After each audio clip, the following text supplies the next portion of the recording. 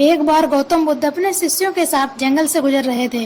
बुद्ध और उनके सभी शिष्य जंगल से चलने के बाद एक विशाल पेड़ के नीचे आराम करने के लिए बैठ गए। उस पेड़ के नीचे एक अलग ही शांति थी और सभी शांति का अनुभव कर रहे थे। कुछ देर बाद आराम करने के पश्चात बुद्ध का एक शिष्य उठा और महात्मा बुद्ध से बोला, महात्मा बुद्ध, मैं आपसे एक प्रश्न पूछना चाहता हूँ। बुद्ध ने कहा, क्या प्रश्न पूछना चाहते हो? वह शिष्य महात्मा बुद्ध से कहता है, मैं आपके साथ बहुत समय से हूँ, लेकिन मैंने आपको कभी दुखी नहीं देखा। आपके चेहरे पर हमेशा एक सुंदर मुस्कुराहट रहती है और आपकी मुस्कुराहट हमें अंदर से आनंद से भर देती है। आपके चेहरे पर अनोखी चमक है जो हमें कभी भी दुखी नहीं होने देती। पर मैं ये जानना चाहता हूँ, मेरे भिक्षु बनने से पहले मेरे जीवन में बहुत सी समस्याएं थी। मैं हमेशा ही दुखी रहता था, जिसकी वजह से मैं भिक्षुक बना, लेकिन मैं अभी तक ये नहीं जान पाया हूँ कि दुखों का कारण क्या है। क्या आप मुझे बता सकते हैं कि असल में दुख क्या है? महात्मा बुद्ध मुस्कुराकर बोले, दुख एक विचार से ज्यादा कुछ नहीं है। सभी शिष्य ये सुनकर हैरान रह जाते हैं और बुद्ध से पूछते हैं, विचार तो आते हैं और चले जाते हैं, लेकिन दुख एक बार आ जाता है तो जाने का नाम ही नहीं लेता। महात्मा बुद्ध कहते हैं, मैं तुमको एक छोटी सी कहानी सुनाता हूँ, जिससे तुम्हारी समझ में आ जाएगा कि दुख वास्तव में क्या है। एक शहर में एक धनवान सेठ रहता था। उसका एक ईमानदार नौकर था। वह सेठ अपने नौकर पर बहुत ज्यादा विश्वास करता था। वह सेठ किसी भी बात पर अपने नौकर को नहीं डांटता था, क्योंकि उसका नौकर असल में बहुत ईमानदार था। एक बार किसी काम से सेठ को दूसरे शहर जाना पड़ा। कुछ दिनों के बाद सेठ वापस लौटा तो अपने साथ कुछ कीमती सामान वापस लेकर आया था और कीमती सामान को अपने कमरे में सजा कर रख दिया और अपने नौकर से कहा कि तुम्हें खास तौर पर इस सामान का ध्यान रखना है, लेकिन ध्यान रहे कि ये सामान टूटे नहीं, क्योंकि ये बहुत ही कीमती है और मुझे बहुत ही प्यारा है। नौकर ने कहा, मैं इस सामान को अच्छे से ध्यान में रखूंगा।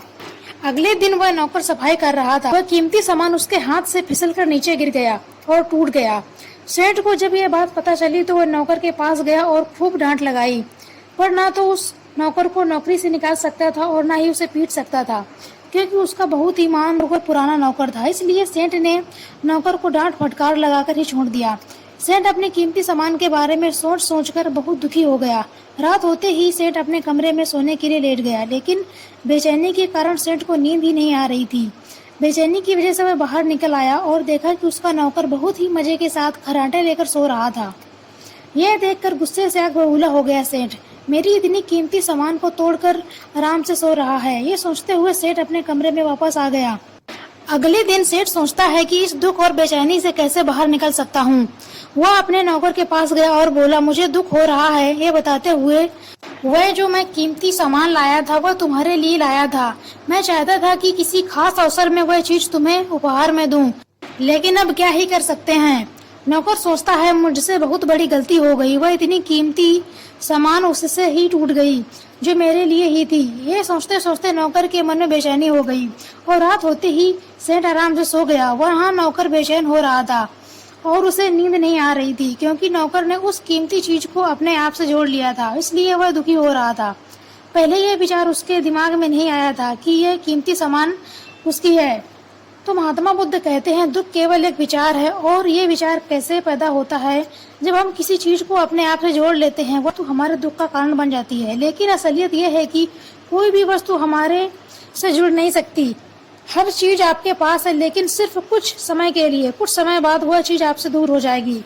गौतम बुद्ध की कहानी से ये शिक्षा मिलती है, जिन चीजों को हम अपना समझते हैं वो केवल कुछ समय के लिए हमारी हो सकती हैं। हमें इन चीजों को अपना समझकर इस्तेमाल नहीं करना चाहिए, ये सोचकर इस्तेमाल करना चाहिए, परमात्मा ने हमें ये कुछ समय के लिए ही दी हैं।